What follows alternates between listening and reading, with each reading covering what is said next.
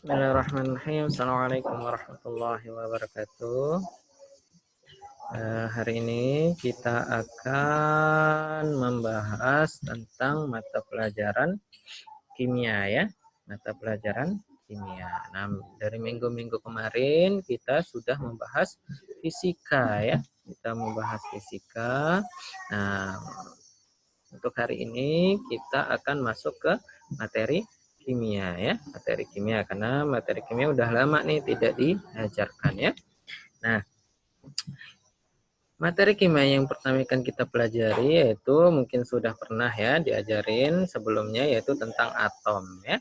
Nah, di sini saya akan menambahkan aja, kemudian nanti baru kita akan masuk ke materi-materi selanjutnya yang lain dari pelajaran materi-materi yang sudah diajarkan sebelumnya ya. Kita hanya mengulang dulu untuk hari ini, yaitu materi tentang atom. Oke.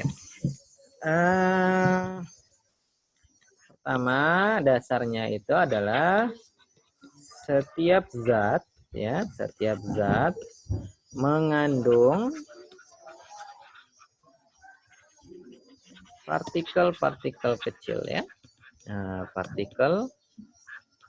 partikel kecil atau partikel terkecil ya, terkecil yang menyusun zat tersebut. Nah, jadi zat itu terdiri dari partikel-partikel terkecil yang menyusun zat tersebut. Nah, setiap zat yang berbeda mengandung komposisi partikel kecil yang berbeda pula ya. Nah, jadi zat-zat tadi yang ada partikel-partikel terkecilnya itu mengandung komposisi yang berbeda juga partikel-partikelnya ini ya. Nah, jadi setiap zat yang berbeda, zat yang berbeda mengandung komposisi partikel terkecil yang berbeda juga ya, komposisi partikel terkecil yang berbeda pula ya. Nah, jadi yang tadi kan zat itu mengandung partikel-partikel kecil. Nah, ada zat 1, zat 2, zat 3 dan seterusnya ya. Zat-zat yang lain yang berbeda, zat ini berbeda mengandung komposisi partikel yang berbeda pula ya. Tidak ada zat yang sama nih, zat yang sama ya, yang komposisinya sama ya. Kalau zat yang berbeda maka komposisi partikel kecilnya juga berbeda ya. Misalnya contohnya apa nih? Misalnya air ya. Air mengandung partikel-partikel kecil yang berbeda dengan partikel-partikel kecil yang menyusun garam dapur. Misalnya air ya, tadi ya, mengandung partikel terkecil yang berbeda dengan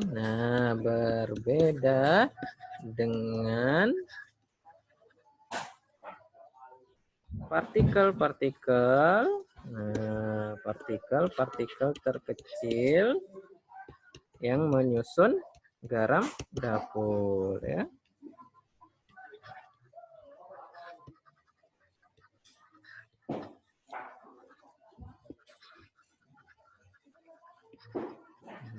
Ya. Nah, jadi itu. Nah, contohnya nih, setiap zat yang berbeda mengandung komposisi partikel terkecil yang berbeda juga. Misalnya air nih, partikel-partikel yang menyusun air berbeda ya dengan partikel-partikel yang menyusun garam dapur. Ini berbeda ya. Nah, itu maksudnya ya.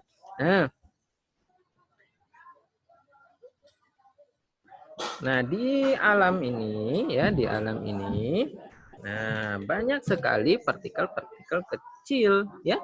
Banyak sekali partikel-partikel kecil. Nah, untuk mempermudah kita ya, untuk mempermudah kita mempelajarinya,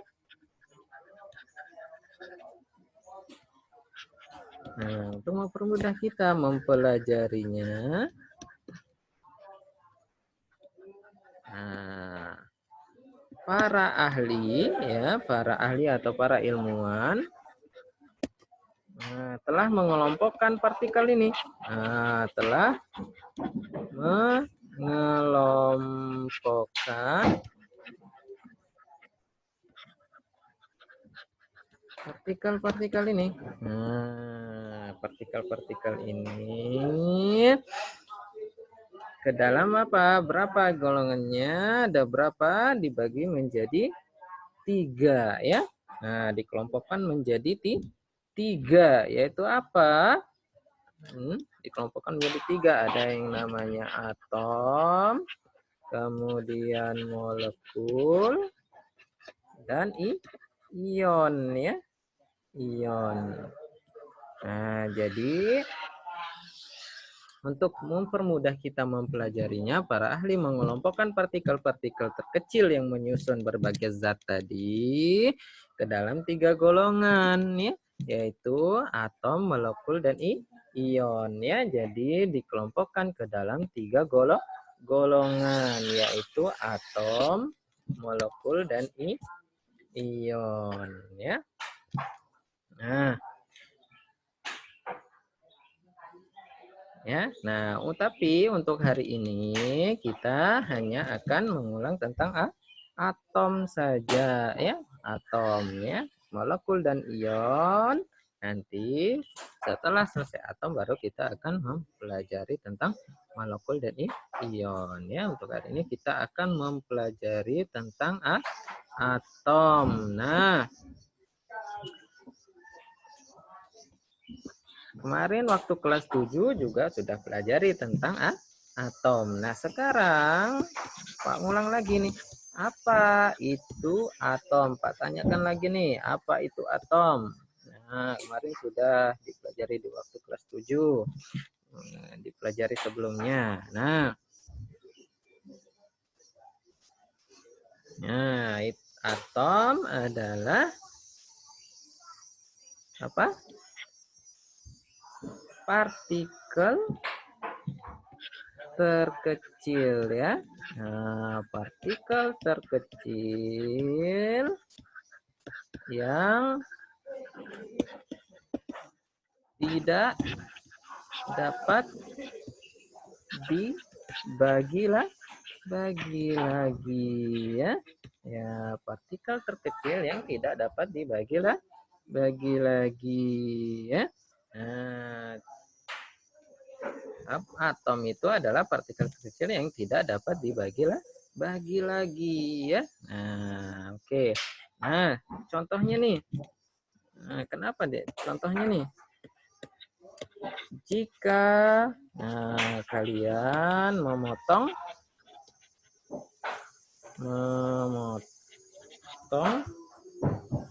satu batang kapur. Nah, kalian memotong satu batang kapur menjadi 2 bagian. Nah, kemudian 2 bagian ini dipotong lagi ya. Kemudian dipotong lagi. Nah, dipotong lagi menjadi 2 bagian. Yang 2 bagian awal ini dipotong lagi menjadi 2 bagian. Berarti ada 4 bagian dan seterusnya dipotong lagi ya. Nah, dan dipotong lagi sampai seterusnya sampai banyak ya. Maka bagian terkecil yang tidak dapat dibagi lagi inilah yang mengawali. Nah, maka bagian terkecil yang tidak dapat dibagi lagi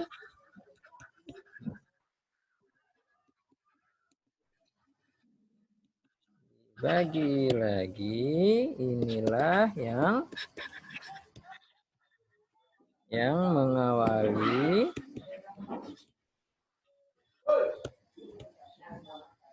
berkembangnya konsep atom ya.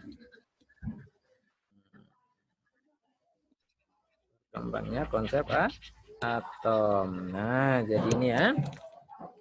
Nah, jika kalian memotong satu batang kapur menjadi 2 bagian, kemudian kalian potong lagi nih menjadi 2 bagian. Kemudian kalian potong lagi. Terus yang seterusnya kalian potong-potong terus, maka kalian nanti akan mendapatkan potongan terkecil atau bagian terkecil ya, yang sampai kalian tidak dapat membagi lagi ya potongan tersebut. Nah, bagian terkecil yang tidak dapat dibagi inilah yang mengawali berkembangnya konsep atom ya. Nah, yang mengawali berkembangnya konsep atom. Nah, siapa yang mengawali konsep atom ini? Nah, siapa yang pertama kali mengungkapkan konsep atom ini? Nah, konsep atom, nah, yang barusan kita bahas itu yang tidak dapat dibagi lagi itu dikemukakan oleh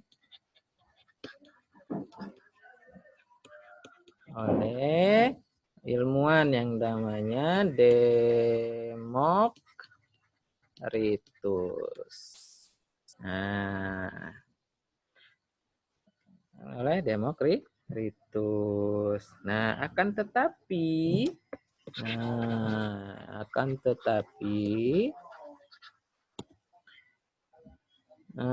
konsep ini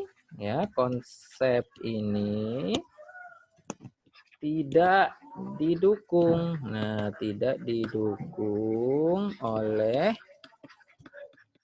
eksperimen ya. Nah, eksperimen yang meyakinkan.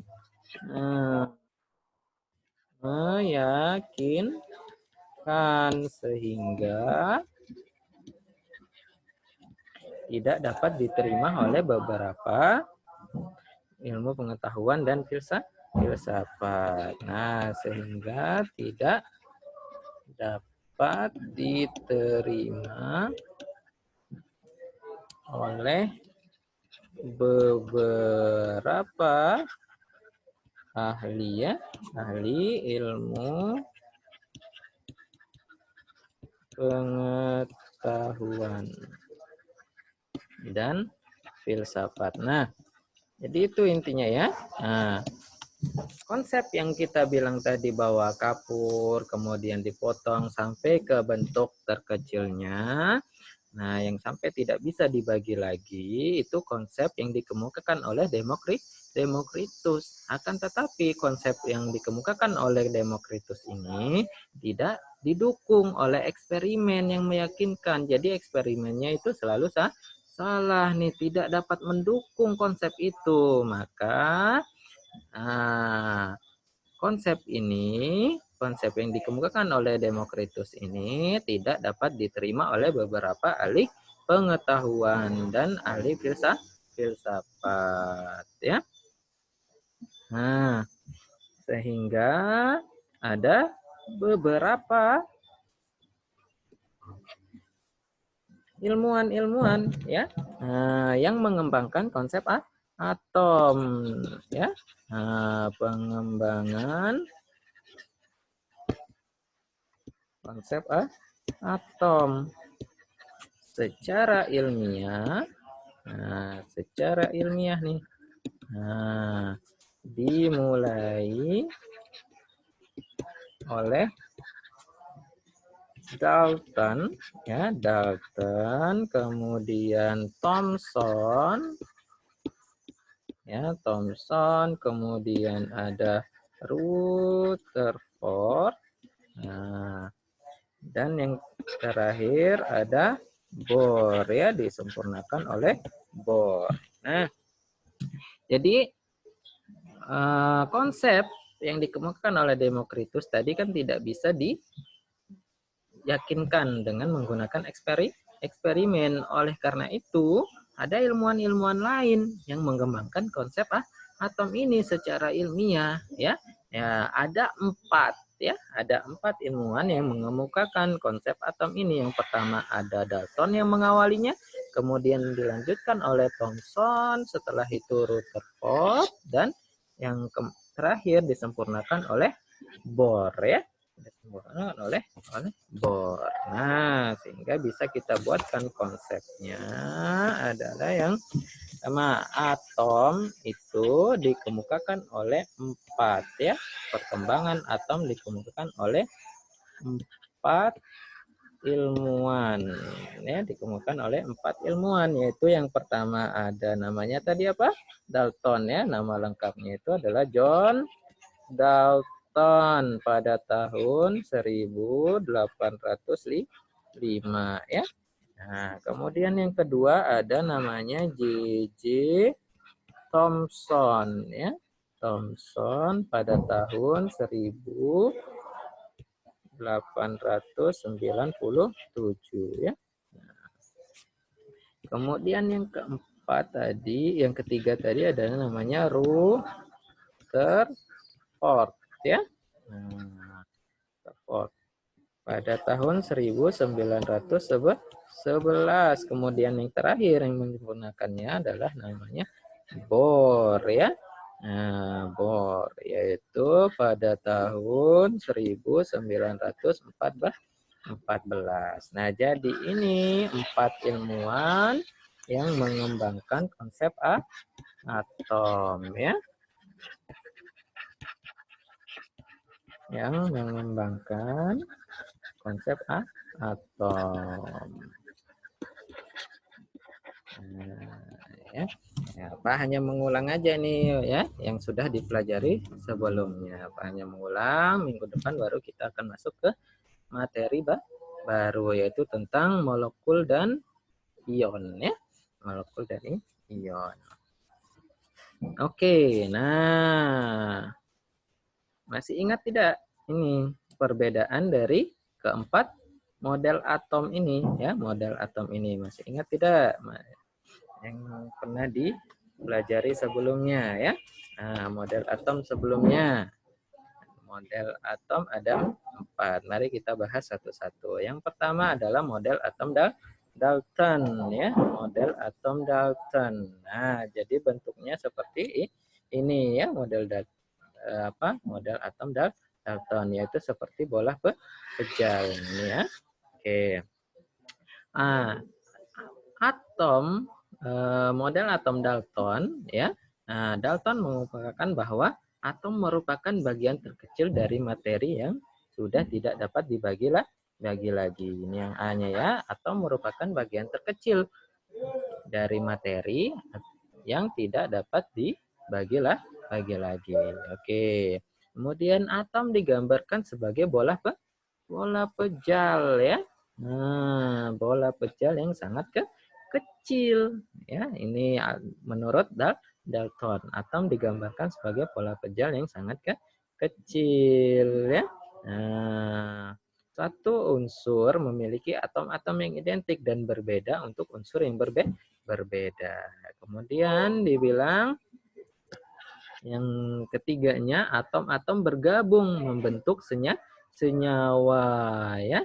Nah, atom-atom ini bergabung nanti membentuk senyawa ya, dengan perbandingan bilangan bulat dan sederhana. Nah, misalkan contohnya nih ya. Contohnya apa? Air terdiri atas atom-atom hidrogen dan atom-atom oksigen. Ini ya. Jadi nanti atom-atom ini digabungkan sehingga membentuk suatu senyawa ya. Nah, apa itu senyawa? Nanti kita akan pelajari selanjutnya ya. Nah, ya misalnya contohnya nih, air terdiri atas atom-atom hidrogen dan atom-atom oksigen ya. Nah, kemudian reaksi kimia merupakan pemisahan atau penggabungan atau penyusunan kembali dari atom ya. Nah, atom tidak dapat diciptakan atau tidak dapat dimusnahkan. Ini hukum kekekalan Atom ya. Ya, yaitu atom tidak dapat diciptakan atau dimusnahkan. Nah, hanya bisa dipisahkan atau digabung atau disusun kembali ya. Nah, dengan menggunakan reaksi kimia ya. Nah, atom ingat ya, atom tidak dapat diciptakan atau tidak dapat dimusnahkan, hanya bisa dipisahkan, kemudian digabung dan disusun kembali dari atom-atom.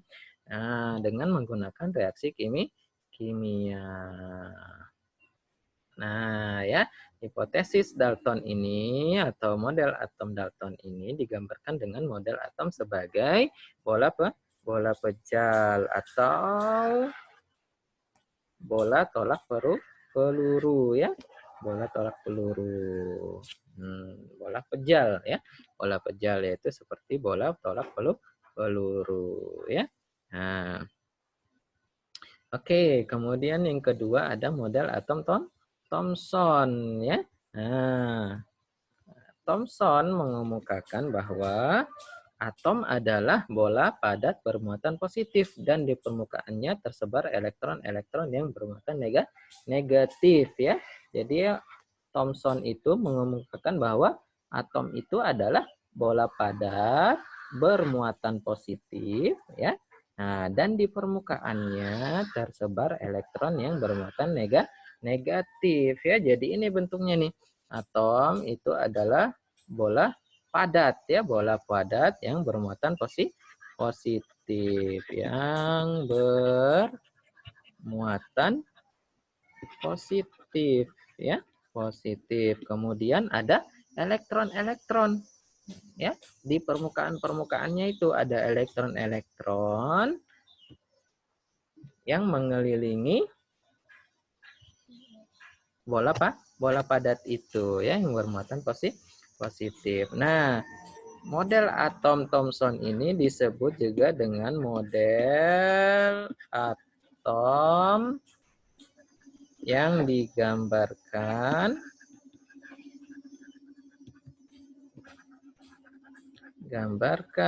seperti kismis ya, kismis. Nah, jadi karena ada bola padat yang bermuatan positif, kemudian ada elektron-elektron yang berada di permukaan bola padat tersebut ya. Oke, jadi itu menurut model atom Thomson. Kemudian yang ketiga ada model atom Rutherford. Nah, Rutherford ini mengemukakan bahwa atom adalah bola berongga ya. Nah, Rutherford mengemukakan bahwa atom itu adalah bola berongga yang tersusun dari inti atom dan elektron yang mengelilinginya ya. Jadi ini nih contohnya nih. Nah, jadi ada inti atom yaitu positif ya. Kemudian ada elektron-elektron yang mengelilingi inti atom tersebut ya. Nah, seperti modelnya adalah tata surya yaitu planet yang mengelilingi matahari ya. Nah, model Rutherford itu seperti tata surya ya. Tata surya, di mana planet itu mengelilingi matahari. Nah, begitu juga dengan ini dia beranggapan bahwa ada inti atom yang bermuatan positif, kemudian dikelilingi oleh elektron-elektron ya. Nah, kelemahannya apa dari model atom Rutherford ini? Tidak dapat menjelaskan mengapa elektron tidak jatuh ke dalam inti atom ya. Nah, tidak dapat menjelaskan mengapa elektron itu tidak jatuh ke dalam inti atom. Kenapa dia tidak jatuh nih ke dalam sini? Nah, itu yang tidak bisa dijelaskan oleh Rutherford ya, karena di sini kita menggunakan teori fisika yaitu gerakan elektron mengitari inti ini disertai pemancaran energi, sehingga lama-kelamaan energi elektron akan berkurang dan lintasannya makin lama akan mendekati inti atom dan jatuh ke dalam inti, ya. Nah, itu yang tidak bisa dijelaskan oleh Rutherford. Kenapa elektron tidak jatuh ke dalam inti atom, ya? Padahal elektron itu kan berputar mengelilingi inti atom, kemudian dia juga memancarkan energi. Nah, kemudian energi dari elektron-elektron ini akan habis, ya. Kemudian karena energinya akan habis, semakin lama semakin habis, maka elektron ini makin lama akan mendekati inti atom, ya. Nah, dan jatuh ke dalam inti. Nah, ini yang tidak bisa dijelaskan oleh Rutherford, ya. Nah, kemudian yang terakhir yang menyempurnakannya itu adalah Niels Bohr, ya. Niels Bohr. Nah, Niels Bohr, model atom Niels Bohr, ya. Nah, Niels Bohr ini menyempurnakan nih, ya, menyempurnakan. Yaitu yang pertama, yang A, Bohr mengatakan bahwa atom itu terdiri atas inti yang bermuatan positif dan dikelilingi oleh elektron yang bermuatan negatif di dalam suatu lintasan, ya. Nah, ini seperti Rutherford, ya. Nah, yang mengatakan bahwa inti atom itu bermuatan positif, kemudian ada elektron-elektron yang bermuatan negatif mengelilingi inti atom tersebut, ya. Nah, dia sempurnakan nih oleh Bohr. Yang tadi dikemukakan oleh Rutherford kemudian disempurnakan lagi oleh Bohr, ya. Nah, kemudian elektron dapat berpindah dari satu lintasan ke lintasan yang lain dengan menyerap atau memancarkan energi, sehingga energi elektron itu tidak akan berkurang. Nah, si Bohr ini menjawab pertanyaan yang tidak bisa dijelaskan oleh Rutherford. Kenapa elektron itu tidak dapat jatuh ke inti atom? Nah, Bohr menjawab, elektron itu dapat berpindah dari satu lintasan ke lintasan yang lain, yaitu dengan cara apa? Dengan menyerap atau memancarkan energi, sehingga energi elektron atom itu tidak akan berkurang, ya. Jadi Bohr menjawab, ya, yang tidak bisa dijelaskan oleh Rutherford. Nah, jika berpindah lintasan ke lintasan yang lebih tinggi, elektron akan menyerap energi. Nah, jika beralih ke lintasan yang lebih rendah, elektron akan memancarkan energi. Nah, ini yang dijelaskan oleh Bohr nih, ya. Nah, kenapa elektron itu tidak jatuh ke inti atom, ya. Nah, dijelaskan semuanya oleh Bohr. Nah, ya, kemudian yang ketiganya dia juga mengemukakan kedudukan elektron-elektron pada tingkat energi tertentu yang disebut kulit elektron, ya. Nah, ini ya sudah ada penjelasannya di sini bahwa yang ini yang kecil-kecil ini, ya, yang kecil-kecil ini elektron, kemudian yang besar satu di tengah ini adalah inti atom, kemudian nah ini yang garis-garis ini itu namanya orbit, sama dengan tata surya, ya, yaitu planet itu mengelilingi matahari dengan orbit, ya. Nah, dengan lintasannya. Kemudian itu orbit atau lintasan elektron mengelilingi inti atom. Kemudian, nah ini yang rongga-rongganya di sini itu adalah kulit, ya. Nah, nanti tentang kulit bagaimana? Nah, nanti saya jelaskan kemudian nanti, ya, setelah kita bahas tentang atom, ya. Nanti masuk ke materi yang lain ini tentang kulit-kulit elektron. Nah, jadi seperti apa bilang tadi bahwa Bohr ini menyempurnakan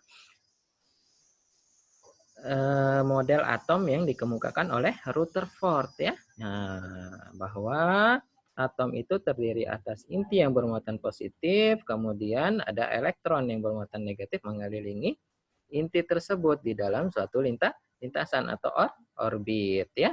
Nah, kemudian kenapa elektron tidak jatuh ke dalam inti atom ya, yang tidak bisa dijelaskan oleh Rutherford dijelaskan oleh Bohr, yaitu elektron dapat berpindah dari satu lintasan ke lintasan yang lain dengan menyerap atau memancarkan energi ya.